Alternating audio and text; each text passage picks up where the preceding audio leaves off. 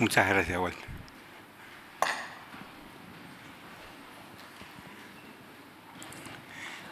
Mi colega del canto se consumió el otro vaso, entonces.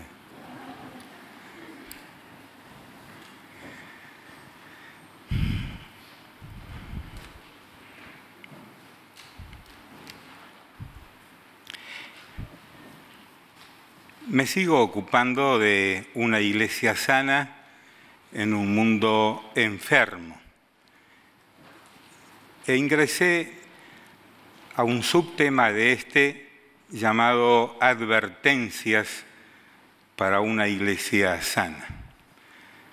Y comentaba el domingo anterior al finalizar que los mayores peligros para una iglesia, pensando a largo alcance, son las situaciones que se crean desde afuera de la iglesia. Las internas, que ya hemos visto varias en los 9 sermones anteriores de este tema, las situaciones internas son, digamos, más sencillas de encarar de parte de los líderes y miembros de la iglesia. Cuando los problemas vienen de afuera, las situaciones son diferentes. Y esta iglesia, con casi ya 108 años, que los cumple el 13 de agosto, con 108 años ha visto de todas esas etapas los problemas internos y los problemas externos que han llegado a su vida. Pero damos gracias a Dios que la iglesia, la congregación, en cada una de esas generaciones y etapas ha sabido encarar esos problemas y Dios la ha guardado y podemos decir, hasta aquí Dios nos ha ayudado.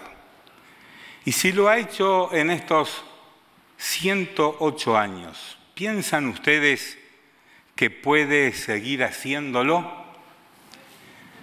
Si hay buena disposición y una actitud de obediencia a la palabra de Dios de parte de los que integran la vida de la iglesia, los miembros, Dios bendice, guarda, prospera a esa congregación. Y estamos con las advertencias. El domingo pasado les mencioné referencias bíblicas que nos advierten acerca de ciertos peligros. Lo hace Jesús cuando escribe o pronuncia las palabras escritas por Mateo en el capítulo 10, verso 16. Eso ya ustedes lo tienen. También palabras de Jesús escritas por el evangelista Juan, capítulo 15, versos 18 al 21. También mencionábamos palabras de Jesús escritas en Juan 16, 1 al 3 y el 33. Mencionamos también que el apóstol Pedro, el apóstol Juan, escriben, predican, enseñan y advierten de esos peligros. En Primera de Pedro, capítulo 5, versos 8 y 9. Y Juan en diversos pasajes de sus cartas advierte de esos peligros. Hoy queremos iniciar con lo que terminamos el domingo pasado y es un mensaje que Pablo le entrega a los líderes de la iglesia en Éfeso. Hechos capítulo 20, versos 25 al 32. Y será bueno para todos los lectores de estas advertencias tener en cuenta el capítulo 18, el capítulo 19, que nos da el contexto histórico de aquella congregación. El libro de los Hechos es un libro de historia, relata los eventos que van ocurriendo y de vez en cuando aparecen sermones que pronuncian Pedro, Pablo y otros personajes de aquel momento de la historia de la Iglesia. Es bueno leer el libro de los Hechos en forma regular para recordar la historia de cómo comenzó y se desarrolló la Iglesia de Cristo en aquel siglo, en aquel primer siglo. Ahora Pablo está con un plan de salida del ministerio. Se está despidiendo de los amigos y hermanos en Cristo que logró durante un periodo de unos 30 años, los conoció, los llevó a Cristo, a algunos de ellos los bautizó, les instaló en servicios como líderes en las iglesias y ha comenzado un viaje del que sabe va a tener al final muchas dificultades. Y en cada ciudad donde él fue en este viaje de regreso a Jerusalén, le van advirtiendo, Pablo, mirá que en Jerusalén te la van a dar, hay problemas. Hasta algunos se animan y le dicen al viejo Pablo, no vayas. Pero Pablo, sabiendo de lo que iba a ocurrir después de esos acontecimientos en Jerusalén, se afirma en su decisión de enfrentar la situación porque sabe que esas adversidades serán de bien para la Iglesia de Cristo y para él mismo. Pablo va a demostrar que Romanos capítulo 8 en su vida es verdad, que todas las cosas ayudan para bien. En el corazón de Pablo estaba el hecho de que se afirmaran las iglesias, de que crecieran, que fueran instalados obispos, ancianos, maestras y maestros, miembros de iglesias responsables. Y el contexto de este breve sermón que Lucas introduce en el libro de los Hechos es muy significativo. Éfeso es una iglesia que nació en medio de gran oposición.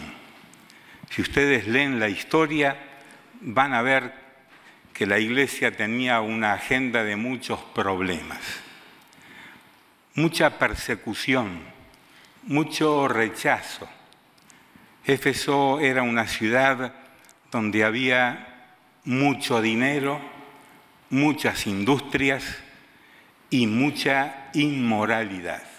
Si usted lee la historia de la ciudad de Éfeso y todo lo que había en ella, pues podrá decir, pero esto se parece a cuál ciudad de nuestros días. Lucas lo narra de una manera tan entusiasta, tan detallada, que uno quiere seguir leyendo para saber cómo termina la historia de esta ciudad. Es en esta ciudad donde se va a encontrar Pablo con una gran oposición de parte de los orfebres de la ciudad, que tenían una industria muy próspera. ¿Recuerdan cuál era la base de esa industria? El culto a Artemisa, que en el libro de los Hechos Lucas le pone el nombre de Diana de los Efesios. Realmente era de los Efesios, porque el culto a Artemisa, esa diosa pagana que tenía muchísimos años de historia, se daba con gran intensidad en Éfeso. Aquí en nuestra ciudad y en nuestro país tenemos varios centros de paganismo donde la gente va en algunos de esos lugares mensualmente, en otros lugares una vez al año.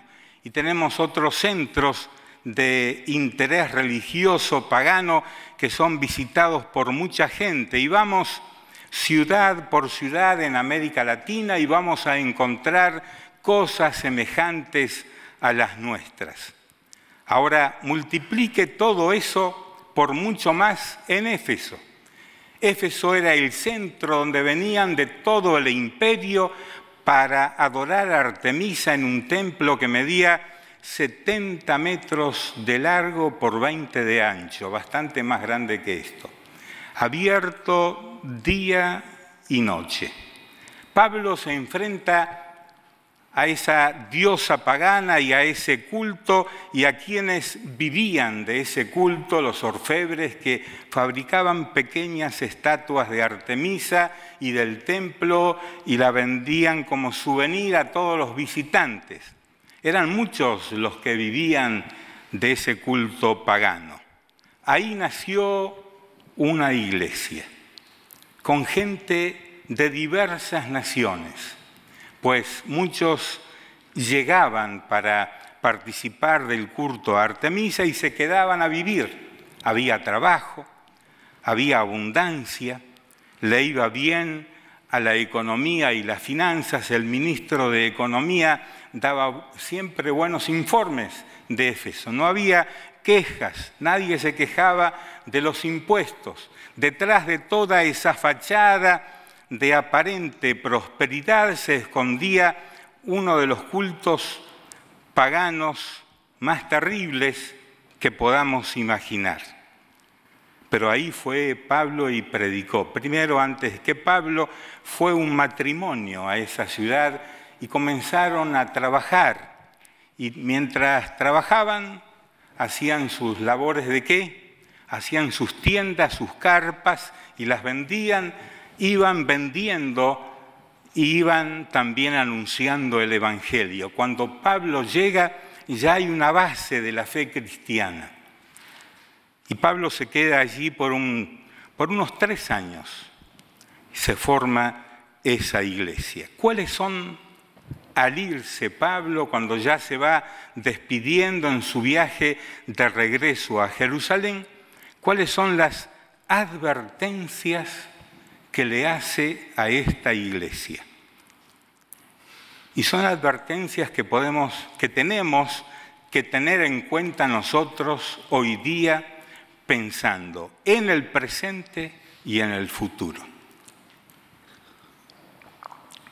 Hechos capítulo 20, verso 25, ahí comienzo, pero ustedes tienen el contexto que pueden leerlo antes. Y ahora, he aquí, ya esta es la conclusión del sermón, porque después que termine su sermón, Pablo se va para el puerto y toma el barco que lo está esperando. Así que dice Pablo, tengo que terminar, el barco se está por ir. Está con los hermanos que le rodean allí en la playa. He aquí, yo sé que ninguno de todos vosotros, entre quienes he pasado predicando el reino de Dios, verá más mi rostro. Así que es la despedida, ¿verdad? Por tanto, yo os protesto en el día de hoy que estoy limpio de la sangre de todos, porque no he rehuido anunciaros todo el consejo de Dios.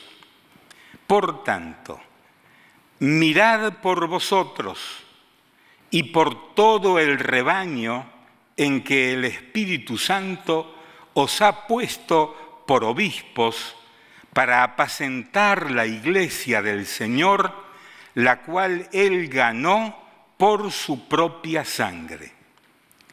Porque yo sé que después de mi partida entrarán en medio de vosotros lobos rapaces que no perdonarán al rebaño. Y de vosotros mismos se levantarán hombres que hablen cosas perversas para arrastrar tras sí a los discípulos.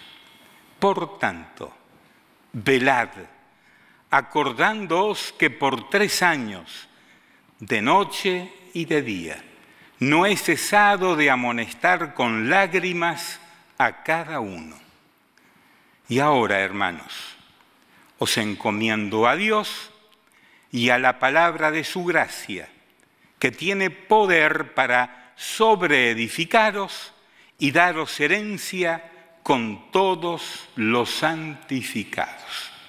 Hasta allí la conclusión del sermón de despedida de Pablo con los hermanos de Éfeso.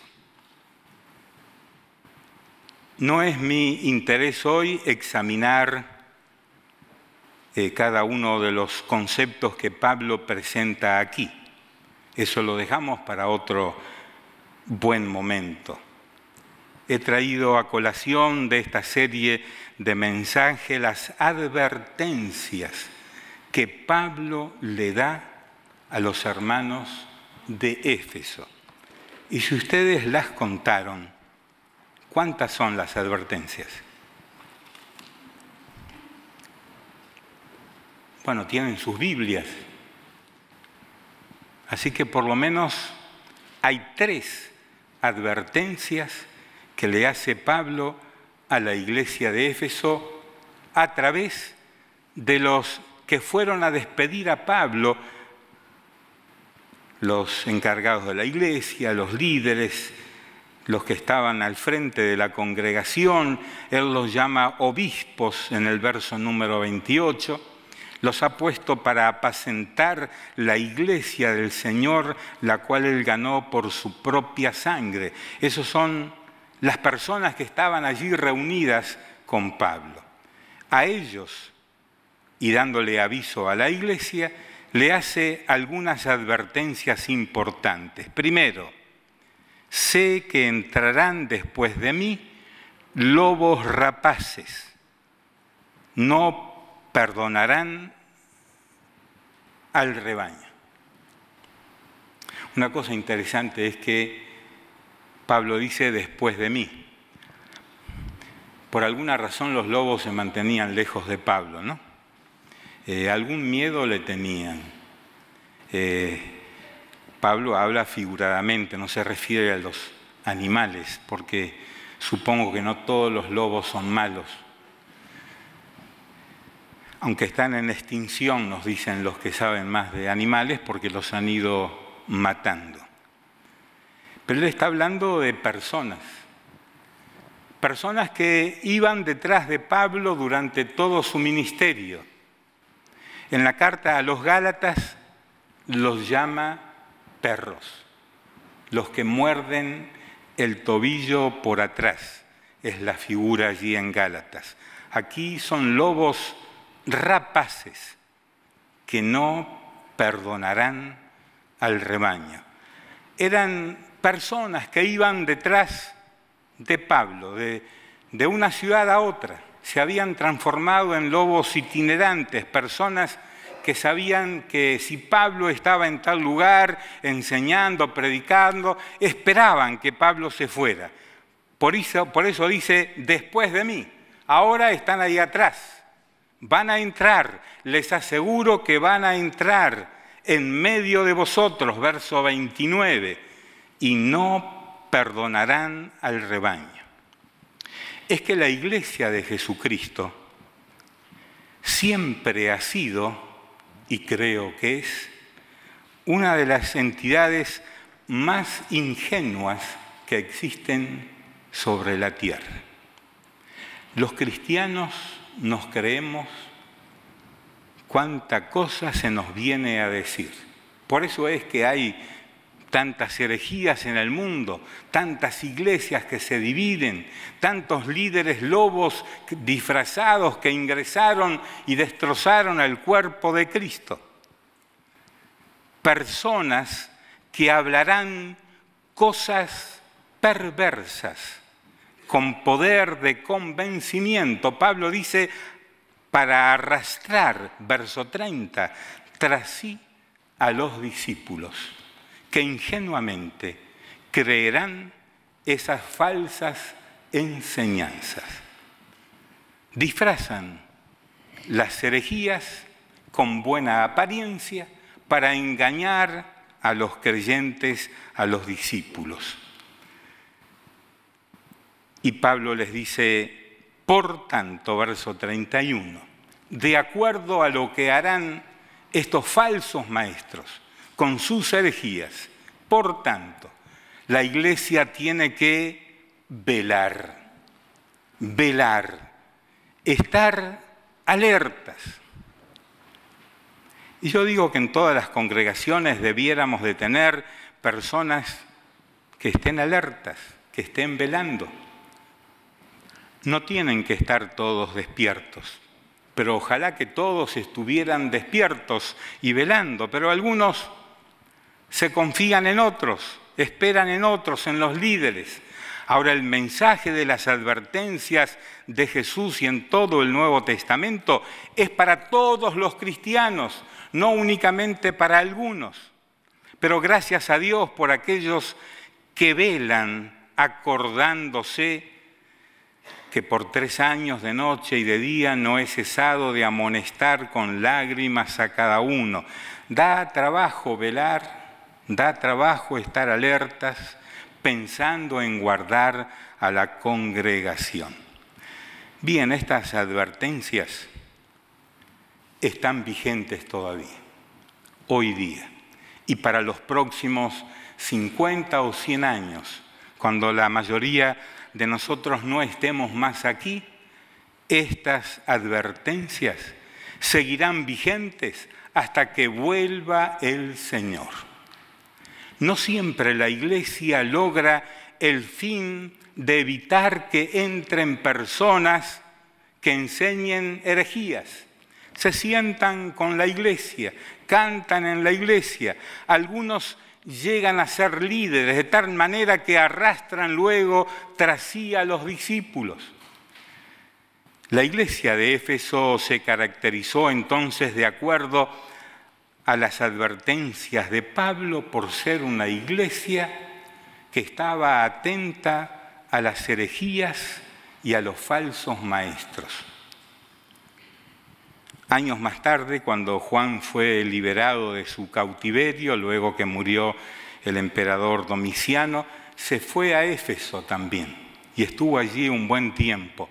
Era una de las iglesias lindas de la época, fervientes.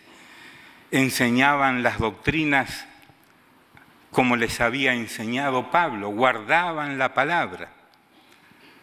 Y damos gracias a Dios por esta congregación que duró muchos años. Incluso en el año 110 después de Cristo, 110, ya se había muerto Juan y todos los demás apóstoles, aparece en la historia de esa iglesia el nombre de Onésimo como el pastor de la congregación. ¿Se acuerdan de Onésimo?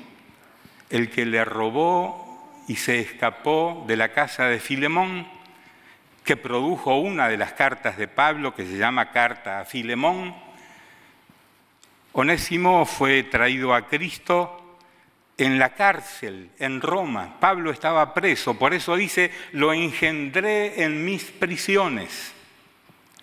Onésimo regresa y unos años después llega a ser el pastor de la congregación. Era una congregación entonces que crecía en todo sentido, aceptando a las personas arrepentidas y que se volvían a Jesucristo. Veamos también qué pasó con esta iglesia. Tenemos una hermosa, bella carta que Pablo le escribe a los Efesios. Usted la tiene en su Biblia. ¿Cuántos capítulos tiene esta carta?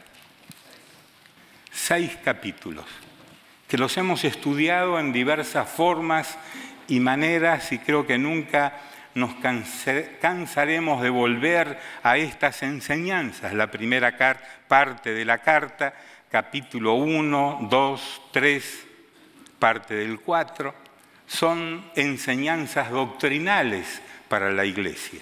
Y el resto de la carta es la vida práctica del cristiano y es en esta carta donde está ese hermoso y valioso pasaje donde Pablo le enseña a los cristianos cómo vestirse para ser victoriosos en Cristo. La armadura de Dios en el último capítulo de la carta.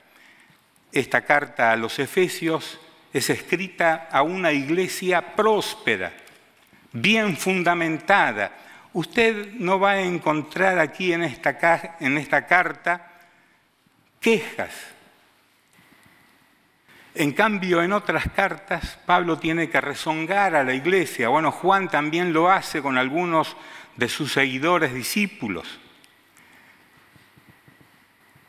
Tenemos entonces una bella carta para tener en cuenta en relación a las advertencias que hace Pablo en su sermón de despedida, de estar alertas. Esta carta debe ser leída, estudiada por cada cristiano, discípulo y miembro de una congregación y llevar a la práctica estas cosas. También tenemos una carta enviada a esta iglesia. Esta carta fue inspirada por Jesús. Apocalipsis capítulo 2. Esta carta enviada a Éfeso de parte de Jesús a través del apóstol Juan es muy significativa. Ya a esta altura han pasado varios años. Bien sabemos que el Apocalipsis fue escrito por allí por el año 95, así que desde que Pablo estuvo en Éfeso, entonces unos 30 años después, digamos, la situación de esta iglesia próspera, bendecida, numérica, una de las más grandes del tiempo de la iglesia primitiva, la situación ha cambiado. Las iglesias cambian de acuerdo a las personas que la integran. ¿Y cómo son esas personas? Así como hemos dicho alguna vez, una iglesia es lo que son sus familias, padre, madre e hijos. También digo que para una congregación como esta, que fue cambiando y no para mejorar, eso depende de quienes integran la vida de una iglesia. Usted como miembro de esta congregación está afectando positiva o negativamente a la iglesia, depende de lo que crea, de lo que haga, de lo que hable, de lo que enseñe. Por eso es bueno sujetarse a lo que Jesús enseñó únicamente, según Mateo capítulo 28, 18 al 20. Enseñar lo que Jesús enseñó y hacer el repaso con las cartas de Pablo, Pedro y Juan.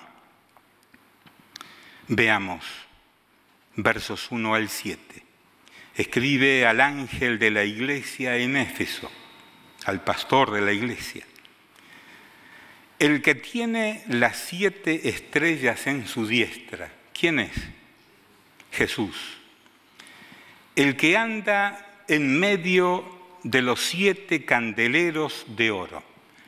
Y aquí tiene usted la presentación de las 7 cartas que Jesús va a escribir y que han sido conservadas hasta ahora a cada una de esas ciudades. Yo conozco tus obras, le dice a la iglesia en Éfeso. Yo conozco tu arduo trabajo y paciencia, y que no puedes soportar a los malos, y has probado a los que se dicen ser apóstoles y no lo son, y los has hallado mentirosos. Hasta aquí todo bien, ¿verdad? Con la iglesia.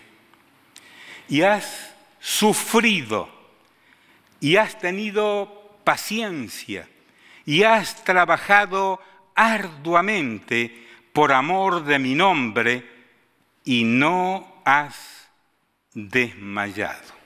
Vean ustedes, observe los versos 2 y 3 otra vez, quédese ahí bien concentrado. ¿Qué le dice a esta iglesia? Conozco, dice Jesús, tu arduo trabajo y paciencia, dedicados al ministerio de la iglesia, a desarrollar las tareas propias de una iglesia local como era Éfeso. Entre Las tareas de los líderes de la iglesia estaba detectar a los malos, a los falsos apóstoles y a los que llegan enseñando cosas contrarias a la doctrina de la iglesia. Por eso es que la iglesia era una iglesia que sufría, dice el verso 3. Y en medio de ese sufrimiento practicaban la paciencia.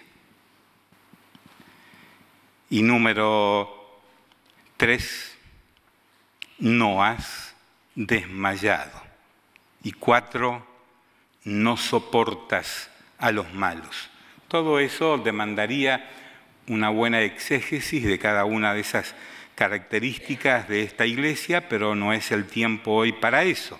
Pero vean ustedes qué clase de iglesia era esta, que en medio de la adversidad, en medio de la oposición, aún con dolor, con sufrimiento, con mucho trabajo, no has desmayado. O sea, no perdieron el control de los aspectos esenciales de la iglesia en lo doctrinal. Y estaban atentos a los falsos líderes, falsos profetas, falsos apóstoles que llegaban para desviar a la iglesia. Has trabajado arduamente por amor de mi nombre y no has desmayado. ¿Cuándo se desmaya uno?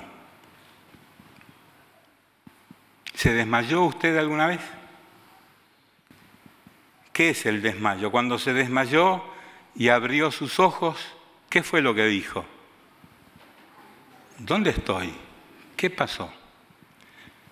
Le digo que alguna vez me pasó eso por la presión alta, ¿no? ¿Y dónde estoy ahora? Estaba en mi casa y ahora estoy en el hospital. ¿Qué pasó? Se pierde el dominio propio, el control del cuerpo. Se pierde la sensación del pensamiento. Usted no puede resolver, está en las manos de otro. Ahora, una iglesia que no desmaya es una iglesia que está, como Pablo le pidió a los líderes allí en el libro de los Hechos, una iglesia que estaba velando, estaban atentos, no desmayaron, no perdieron el control de la situación. Había adversidades, ataques externos, falsos apóstoles, falsos maestros y algunos, como los llama, hombres que quisieron desviar, que querían desviar a los discípulos de Cristo, es la descripción. Ahora, todas esas características son positivas. Realmente no sé, porque no llevo la cuenta, no sé cuántas iglesias hoy día tienen estas características. Me pregunto si nosotros las tenemos. ¿Has sufrido? ¿Has tenido paciencia? ¿No has desmayado? ¿No soportas a los malos? Todas estas características son positivas, pero ¿son suficientes los esfuerzos de guardar legalmente, fielmente, las doctrinas puras de Jesucristo? ¿Son suficientes? Observe el verso 4, que de la carta es la frase más breve. Le dedicó más tiempo a los versos 2 y 3 y luego el 5 en adelante. Pero cuando llega a hacer el juicio de la iglesia, una iglesia fiel en lo doctrinal, que guardaba fielmente la palabra de Dios, les tiene que decir: pero tengo contra ti que has dejado tu primer amor. ¿Se acuerda usted de su primer amor? Ahora capaz que le está viniendo un nombre a la mente. Su primer amor, tal vez el de adolescente, o el del niño que se enamora de la maestra. El primer amor era sencillo, era puro, hasta entusiasta. Tal vez usted conservó algún regalito de su primer amor. Llevemos esto al plano de la iglesia, porque la falta de amor es muy grave. Haber perdido el primer amor es algo muy grave para una iglesia. En ese momento la iglesia de Éfeso, que estaba bien guardada, bien cercada en cuanto a permanecer en la doctrina sana, tener buenos líderes, estaba perdiendo o había perdido, has dejado tu primer amor. La falta de amor en la iglesia es grave. Es como una máquina sin lubricación o un motor de un auto sin el aceite adecuado. Todo funciona bien, pero si no tiene aceite el motor, pronto se va a fundir. O cualquier máquina sin lubricación se va a romper. Esa lucha por mantener la pureza doctrinal les llevó a abandonar su primer amor. Hicieron de guardar la pureza doctrinal su primera meta y propósito como iglesia. Y fueron dejando el primer amor. Esa lucha les condujo al juicio de Jesús. Tengo contra ti que has dejado tu primer amor. Era tan grave la situación que Jesús en su carta les llama al arrepentimiento. Recuerda de dónde has caído y arrepiéntete y haz las primeras obras. Si no, vendré pronto a ti y quitaré tu candelero de su lugar si no te hubieres arrepentido. Y aquí tengo la intención en mis notas y apuntes de comenzar a hablar de la importancia del amor en una iglesia sana y que se proyecta hacia el futuro. Pero lo voy a dejar para el mes que viene, porque el otro mes, en septiembre, porque en agosto tendremos 4 famosos y tremendos predicadores que nos visitarán. Así que venga a ver la segunda parte de este sermón en el mes de septiembre. Termino diciendo algunas referencias importantes acerca de la importancia del amor. Primero, Jesús dice, ustedes, mis discípulos, Juan 13:3, ustedes van a ser conocidos, ¿por qué? Porque guardan la doctrina fielmente pura y sin mancha, porque se reúnen habitualmente, porque diezman y ofrendan. No son mencionadas esas actividades que son buenas, que son sanas de practicar en una iglesia, pero no las menciona el Señor, menciona el amor. Serán conocidos porque se amen unos a otros, porque se amen unos a otros. La agencia de publicidad de Jesús no incluía otra oferta de propaganda. La mejor propaganda es que se amen unos a otros. Y aquí iba a hacer, y no lo hago, un censo entre nosotros para saber cómo nos amamos unos a otros. Menciono, si usted ama a una persona, no habla mal de ella. Si usted ama a una persona, aun cuando no le gusten sus orejas, o su panza, o su cabello, usted ama a esa persona con el amor de Cristo. No anda hablando mal de esa persona. Y si alguna vez lo hemos hecho, estamos contribuyendo al dolor del cuerpo de Cristo. Jesús dice, serán conocidos porque se aman unos a otros.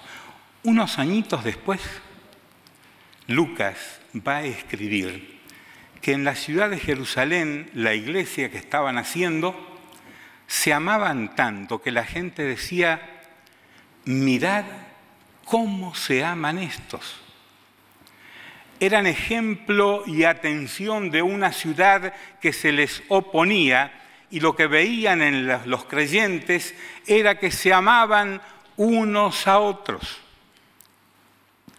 Luego, más tarde, y lo voy a comentar en el próximo mensaje del tema, Pablo va a escribir, describiendo el amor, 1 Corintios capítulo 13, que habitualmente los novios que se van a casar quieren que se los leamos, pero en realidad el capítulo 13 es para la iglesia, es para enseñarle a los cristianos cómo se deben amar entre ellos, qué conductas, qué soporte tiene el amor unos con los otros.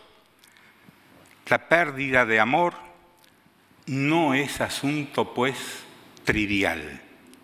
La pureza y lealtad doctrinales nunca pueden ser un sustituto del amor de unos a otros.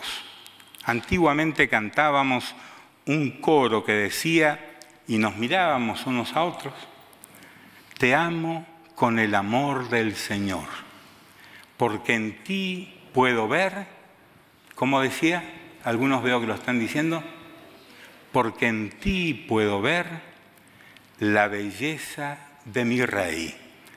Te amo con el amor del Señor. Ahora la mayoría de ustedes están mirándole la nuca al que está delante suyo, y a la nuca no le podemos decir, te amo con el amor del Señor. Uno tiene que girar el cuello, aunque duelan los huesos un poco, y decirle al otro, hermana, hermano, yo te amo con el amor del Señor. ¿Por qué? Porque en ti puedo ver la belleza de mi Rey. Te amo con el amor del Señor. Si ustedes alguna vez visitan la región geográfica donde estuvo Éfeso, tal vez alguno fue por ahí, nos dicen, yo no fui, que ya no se encuentran vestigios de la ciudad, que toda esa ciudad dedicada a la perversidad, a la injusticia, a la inmoralidad y al culto al dinero, desapareció. Pero en esa ciudad estaba la iglesia también. No se nos dice en el resto del Nuevo Testamento qué pasó con esa iglesia. ¿Hicieron caso de la carta que Jesús les envió? Lo sabremos en la eternidad. Pero usted va a ese lugar y va a ver toda una zona pantanosa, barro, que llega hasta la costa. Literalmente desapareció la ciudad. Hay otras iglesias que han permanecido y que aún hoy día son fruto de visitas de los turistas, iglesias cristianas de la época que mantienen su fiel testimonio todavía muchos años después de que fueron fundadas.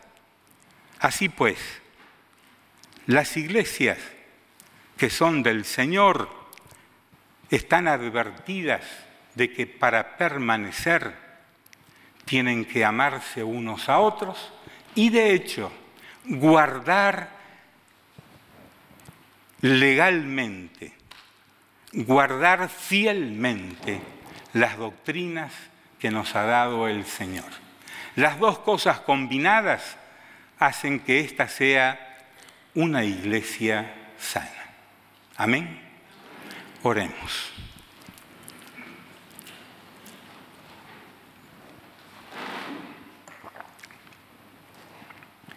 Puede orar en su lugar, en silencio, en su mente, en su corazón, pidiendo por la iglesia a la que hoy pertenecemos, que no es la misma que hace 108 años atrás. Las personas de aquella época ya no están. Hoy estamos nosotros, pero la iglesia que llegará a ser en el futuro depende en gran medida de cómo somos hoy, cómo guardamos la fe, cómo respetamos los valores y principios enseñados por Jesús y cómo nos amamos unos a otros. Pídale al Señor: Señor, ayúdame a transmitir esos valores a la siguiente generación, con amor, con respeto, amándote a ti, oh Dios, y amando a los semejantes.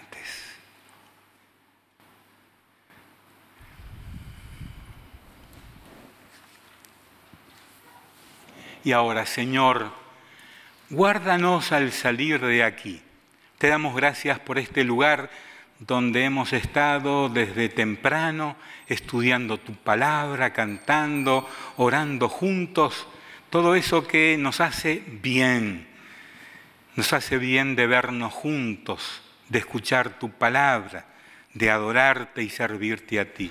Ahora, al salir de aquí, donde vayamos en esta semana, guárdanos en paz, líbranos de las tentaciones, ayúdanos a ser fieles a ti en cualquier ambiente donde estemos. Guárdanos.